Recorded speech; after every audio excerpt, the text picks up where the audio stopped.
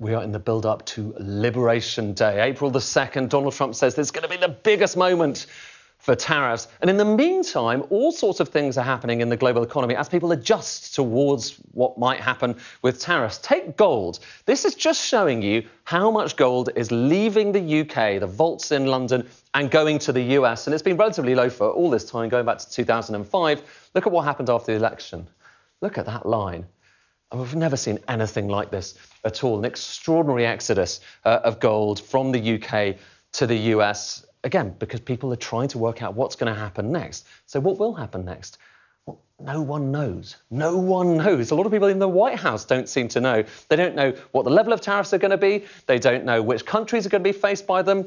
Scott Bessent, the Treasury Secretary, has talked about a dirty 15 countries which are going to be faced with these tariffs. But who are the dirty 15? Again, we don't know. This is a guess, OK? But it's the best guess that's out there right now, which says the top 15 nations that have trade surpluses with the US. So you've got China, the EU, Mexico, Vietnam, all the way down there to South Africa, that they're the dirty 15. But again, no one knows, because maybe you're not just treating the EU as a region, maybe you're splitting it up, in which case it looks slightly different. You've got Ireland and Germany there, but the constituent parts of the dirty 15 are different. No one knows. What we do know right now is that these are the level of tariffs, or at least this is where they were before Donald Trump came in this presidency. That line there is showing you it's 48%. It's the level at which you're talking about Cold War-style trade barriers. So that is almost like a ceiling. Here's what happened in the first few weeks of Donald Trump's presidency. First of all, he threatened Mexico and Canada with tariffs. Then they were rescinded.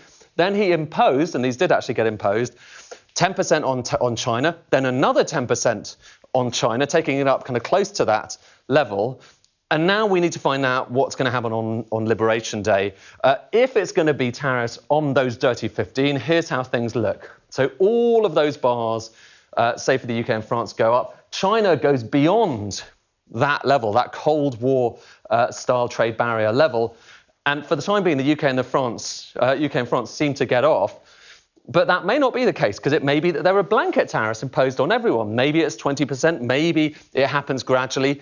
We just don't know. But what we do know is that will have an impact. And in fact, in a sense, it's already having an impact, because the threat of these trade barriers mean that people are pulling stuff into the US. I showed you gold a moment ago. This is showing you the overall trade deficit in the US. And this is precisely the line that Donald Trump wants to get up as the US imports less stuff from overseas. What's happened to that line so far?